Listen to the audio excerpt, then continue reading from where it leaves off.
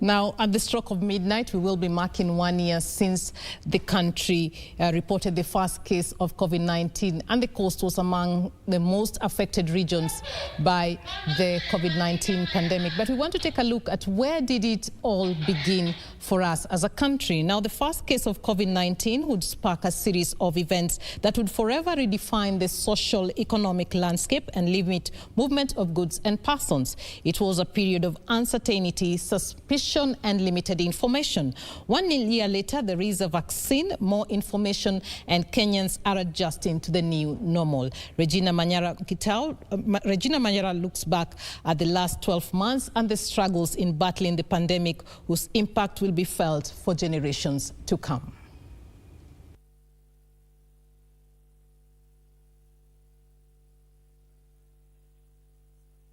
Although we'll be getting back to that particular story, but first let's cross back to Mombasa County and take a look at how the COVID situation has affected this particular county.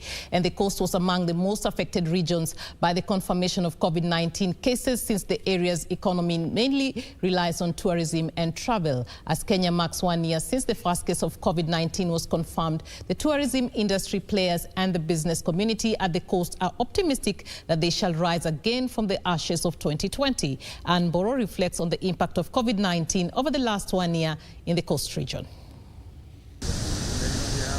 These were the scenes at the Jomo Kenyatta Public Beach when the county government of Mombasa closed it due to rising cases of COVID-19. Running battles were witnessed as the traders tried to salvage what they could. Immediately, police took vigil to ensure no one sneaks to the beach that was deserted for months. The hotel industry began feeling the heat as countries imposed lockdowns, barring citizens from traveling. Gradually, hotels began downsizing their capacity and temporarily shutting down since they had no clients. This was worsened by an announcement by President Uhuru Kenyatta restricting movement into and out of Mombasa, Kwale, Kilifi and Nairobi via road, sea or air in efforts to contain the spread of coronavirus.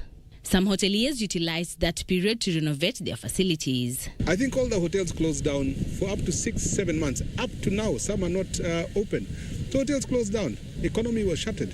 For the hotels, we lost billions of shillings. If I was to put 120, 130 billion to now, budgets were thrown out of the window. I'm the general manager of Pride Inn Flamingo. We did a lot of work during this period. We upgraded. We made a fantastic pool, the biggest one in East and Central Africa as one pool.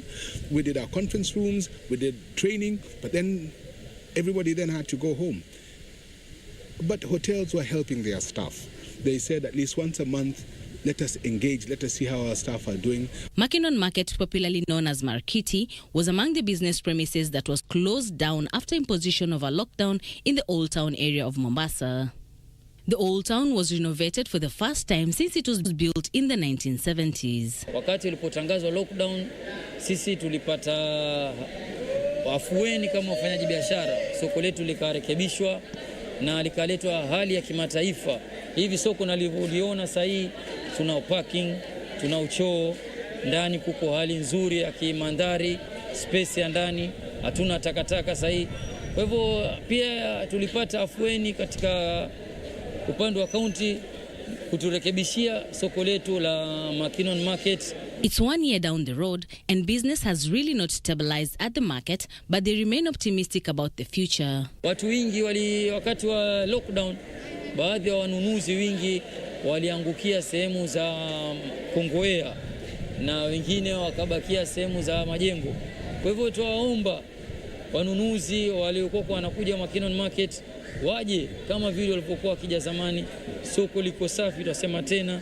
Soko lina space nzuri, parking, kuna choo hapa ambao mnunuzi ana huduma yote ambao anaweza hudumiwa na wafanyaji biashara wa Makinon Market. Tourism industry players are optimistic that initiatives by the government, such as the stimulus program and the partnerships between airlines and hotels, will help lift businesses. Kenya Airways has done a fantastic deal. It is offered, it's reduced their flights. Jumbo Airlines has introduced new areas from which they're flying. You know, now you can come from Eldoret, you can go to Diani, you can go to Malindi. So everybody has reacted to ensure that we keep Kenya moving. There's been a lot of teams going out and negotiating rates. Gone are the days where hotels would put sort of cast a rate in stone and say, take it or leave it. Now it is discussed, what do you have? Let's make it personal.